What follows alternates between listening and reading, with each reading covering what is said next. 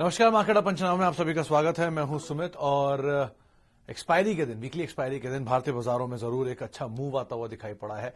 खास तौर से शुरुआती कारोबार की तेजी और उसके बाद ऊपरी स्तरों से बिकवाली मार्केट्स में रही। एक बार को तो निफ्टी ने 16,700 का जो नया लेवल है, नया रिकॉर्ड लेवल है, वो पार भी हुआ और उसके बाद ऊपरी स्तरों से तेज बिकवाली आते हुए दिखाई पड़ी। बिकवाली लीड कर रहा था निफ्टी बैंक, जहां पर प्रेशर बनता हुआ दिखाई पड़ा और आज फिर मिड कैप स्मॉल कैप में तेज बिकवाली हायर लेवल से जरूर आते हुए दिखाई पड़ी। मिड कैप तो फिर भी एक बार को थोड़ा संभल रहा था, लेकिन स्मॉल कैप में तो आज कोई रिस्पाइट नहीं था, वहां पर भी हायर लेवल से कुछ प्रेशर बनता हुआ दिखाई पड़ा।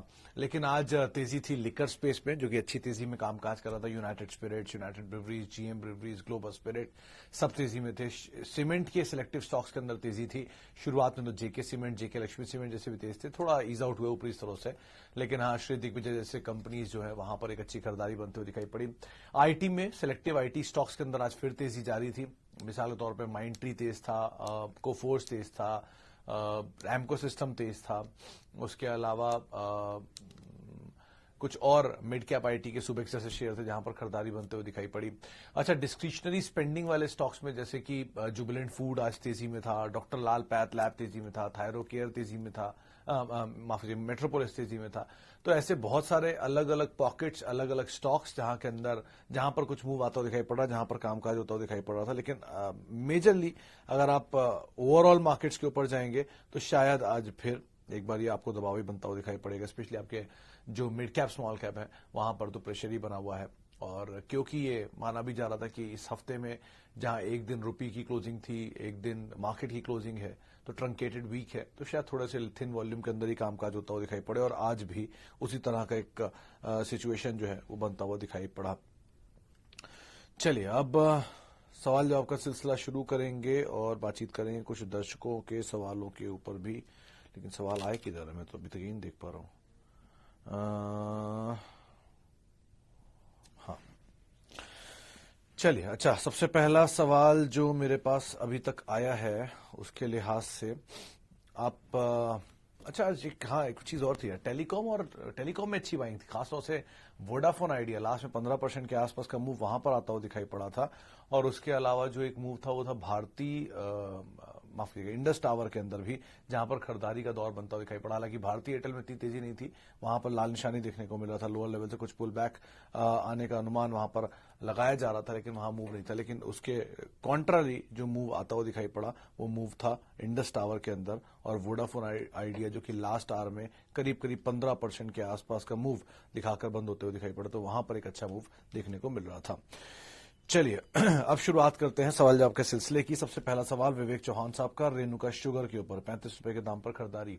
आज भी शायद लोअर सर्किट ही लगा हुआ था, 24-95 के आसपास, जहां तक मेरा आइडिया है। लेकिन चौहान साहब, थोड़ी बहुत एवरेज यहां किया जा सकता है, या मतलब एक झटका और मैक्सिमम आप ले लीजिए, उसके आसपास तो आप वहां पर एवरेज कर सकते हैं, क्योंकि इसी लेवल से आमतौर पर घूम रहा है। शुगर साइकिल की अगर बात करेंगे तो शायद टॉप थोड़ा बन गया है, लेकिन हाँ, रेणुका के केस में ऐसा नहीं हुआ है, तो आप उसके केस में एटलीस्ट थोड़ा वेट कर सकते हैं, लेकिन नीचे की तरफ एवरेज कर सकते हैं। बाकी शुगर में भी आप हाथ मत डालिएगा और सिचुएशन सिनेरियो देखकर ही यहां पर कॉल लीजिएगा। भारतीय एयरटेल 480 पर 80 शेयर लिए हैं, क्या करना चाहिए? नीचे तो नहीं गिर जाएगा? सुमित जी, वैसे तो बहुत लंबे टाइम के बाद चलना शुरू हुआ है ये, तो चांसेस तो थिन है इस चीज के कि शायद ये नीचे आए।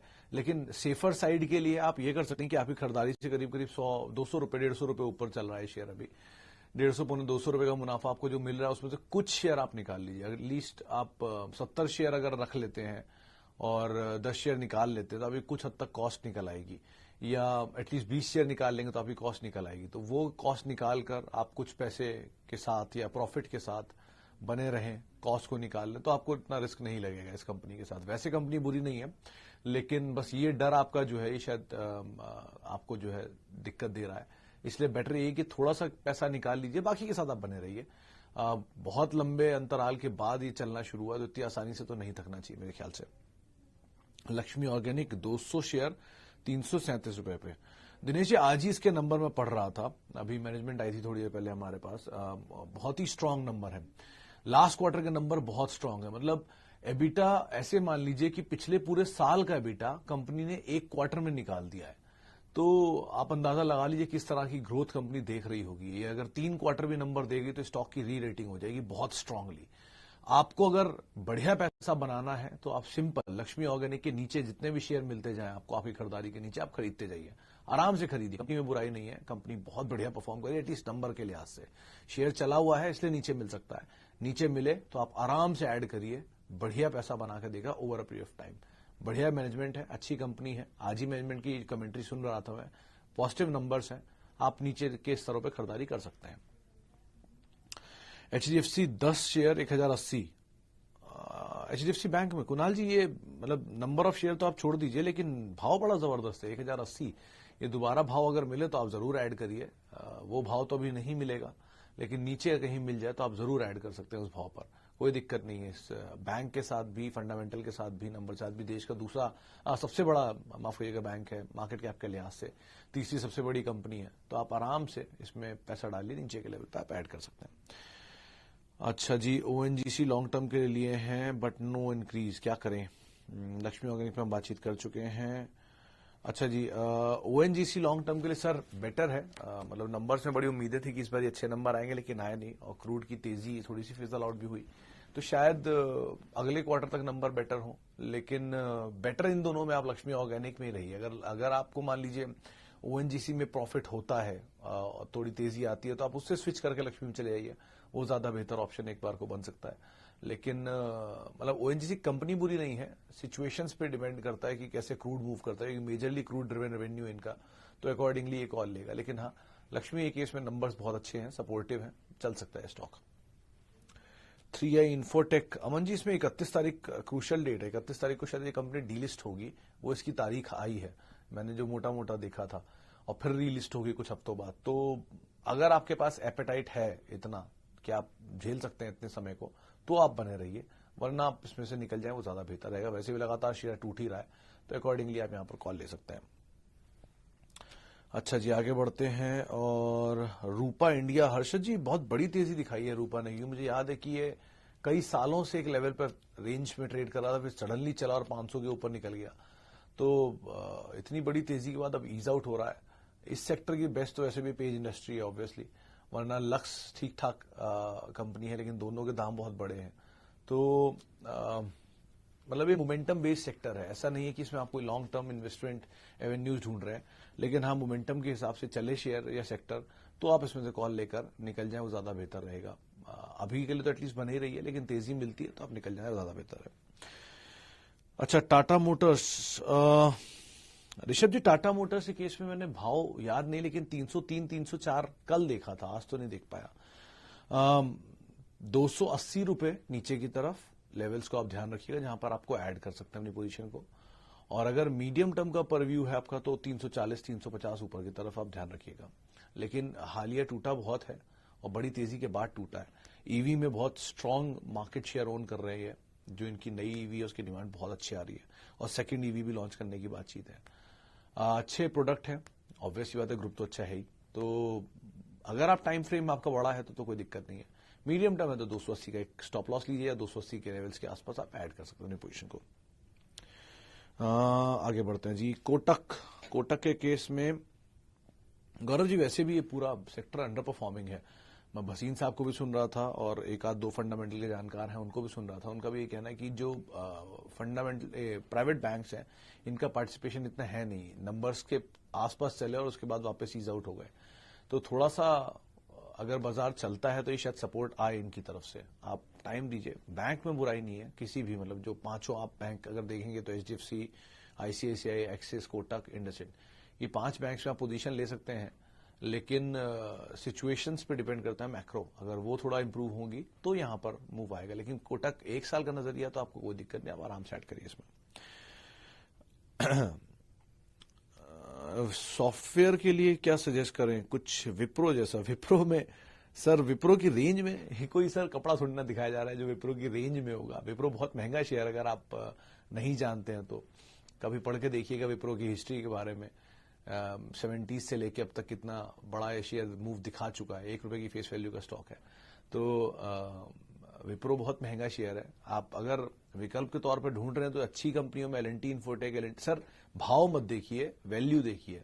अच्छी कंपनी महंगी मिल रही है, नीचे मिल जाए तो बहुत ही अच्छी बात है। आप आईटी में से तो नहीं, आईटी एंसिलरी में से टाटा कम्युनिकेशन को देख सकते हैं, अच्छा विकल्प है। हैप्पीस्ट माइंड रिसेंटली काफी करेक्ट हुआ था ऊपरी स्तरों से, उसको देख सकते हैं। उसके अलावा आज सुबह आशीष चतुर्वेदी केपीआईटी की बात कर रहे थे, वहां पर भी नजर रखी जा सकती है। वो बात अलग है कि हाल में केपीआईटी टूटा भी है। दूसरा सुबेक्स मीडियम टर्म के लिए एटलीस्ट देख सकते हैं। तो आप कॉल बहुत सारी हैं, लेकिन डिपेंड आपका टाइम फ्रेम क्या, उसके अकॉर्डिंग कॉल लीजिएगा। लेकिन सिचुएशंस के हिसाब से अभी की आईटी बड़ी तेजी दिखा चुका है, तो थोड़ा ईज आउट होने दीजिए, उसके बाद एंटर करना ज्यादा बेहतर होगा। अच्छा, आगे बढ़ते हैं और एसबीआई एट 443। राजकुमार चौधरी साहब का सवाल है। चौधरी साहब, ब्रोकरेज हाउसेस के व्यूज तो बहुत पॉजिटिव से जो नंबर आए थे, 750 तक के टारगेट्स भी यहां पर देखने को मिल रहे थे। शेयर हालांकि कंसोलिडेट कर रहा है, उसके बाद नंबर के बाद चल के नए हाइस बनाया, उसके बाद कंसोलिडेट कर रहा है। अगर आपके पास मतलब पोटेंशियल है इतना कि आप इसको होल्ड कर सकते हैं, तो इसमें बहुत वैल्यू है। इनफैक्ट एक नंबर्स मैंने और शैल जी ने यहाँ पे देखा भी था, जिसमें इस कंपनी के अंदर जो कोर कारोबार है, जो एसबीआई का खुद का कारोबार है, उसकी वैल्यू करीब करीब सिर्फ 80 से 90 हजार करोड़ रुपए है, मैक्सिमम 1.5 लाख करोड़ रुपए के आसपास मान लीजिए। बाकी सारा कारोबार जो है वो उसकी सब्सिडरी की वैल्यू है। तो अभी अपने कारोबार की वैल्यू को भी ठीक से इवेल्युएट होना बाकी है। तो इसलिए आप आराम से बने रहिए, बढ़िया समय दीजिए, पैसा बन सकता है यहाँ पर। और इसी तरह के और पीएसयू बैंक्स के अंदर भी बहुत पोटेंशियल है। कोटक भी उनमें से एक है। वैसे कोटक के अंदर भी बहुत पोटेंशियल बाकी है, कई सारी सब्सिडरीज की वैल्यू जो इसके अंदर है अभी लिस्ट नहीं हुई है। तो इस तरह की वैल्यू अनलॉकिंग कभी ना कभी इनमें देखने को मिलेगी, तो आप उसको कॉल पे ले सकते हैं। जोमैटो में क्या करा जाए, परचेज 137। अरे इतने सारे सवाल क्यों पूछ लिए मोहित जी। खैर 137 सर, दो तरह के व्यू। पहली चीज फंडामेंटल टारगेट्स 175, 165, 170 जो ब्रोकरेज हाउसेस के टारगेट्स हैं, वो जेएम फाइनेंशियल के, यूबीएस के, इस तरह के टारगेट्स हैं। और टेक्निकली अभी आज सुबह राजेश सतपुते साहब की शायद कॉल थी, इसमें खरीदारी की 125 रुपए का एक स्टॉप लॉस था, 115 रुपए का स्टॉप लॉस, ऐसे कुछ कॉल दी थी उन्होंने। लेकिन थोड़ा चला हुआ है, जरा ध्यान से। 60 रुपए का शेयर आप 130 रुपए में बात कर रहे हैं, उसके बारे में दोगुने से ज्यादा हो चुका है। और नंबर्स एक अभी क्वार्टर गया है, अभी 2-3 क्वार्टर और निकलने दीजिए, थोड़ा प्रूफ करने दीजिए मेटल को, उसके बाद आप कॉल लीजिएगा लंबी अवधि के लिए। दोनों तरह के विकल्प आपके सामने रख दिए, आप हिसाब से कॉल ले सकते हैं। अच्छा, मारुति के केस में सर भसीन साहब कह रहे थे या किसी एक बड़े जानकार ने कहा है कि 7800 8,000 रुपए टारगेट दिवाली तक होगा। वैसे भी वेट करिए, ऑटो सेल्स के नंबर्स अवेटेड है और जल्दी ही आने वाले हैं, और फेस्टिव डिमांड आएगी, गाड़ियों के पिकअप। अभी भी अगर आप बाजार में जाकर देखेंगे तो हुंडई की क्रेटा की वेटिंग 6 महीने की है, एमजी की हेक्टर की वेटिंग 8 हफ्ते की है। उसके अलावा ये ब्रेजा की वेटिंग है। तो इस सब गाड़ियों की वेटिंग चल रही है। अगर मारुति की प्रोडक्ट की डिमांड नहीं आई तो वेटिंग क्यों है?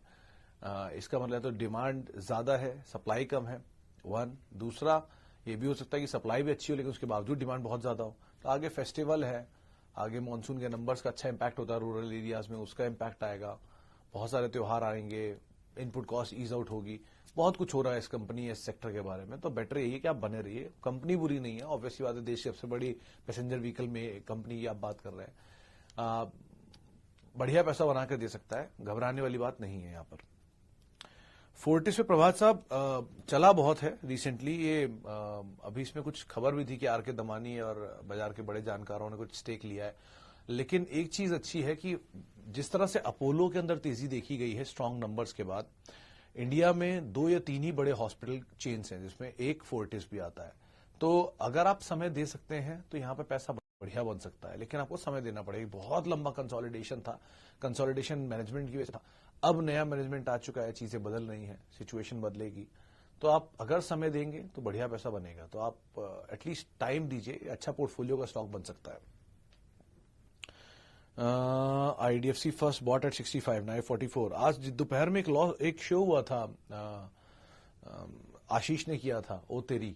उस शो में पहला नाम ही आईडीएफसी फर्स्ट बैंक का था, जिसपे राजेश अग्रवाल साहब तो तेजी देख रहे हैं और उनको लगता है कि यहाँ अपसाइड है स्टॉक में। अगर आप बने रह सकते हैं तो इसमें अपसाइड आ सकता है। वैसे भी आइडिया जैसे जैसे कुछ सिचुएशन इंप्रूव करेगा, शायद आईडीएफसी फर्स्ट में इंप्रूवमेंट होगी, अच्छा एक्सपोजर है उनका।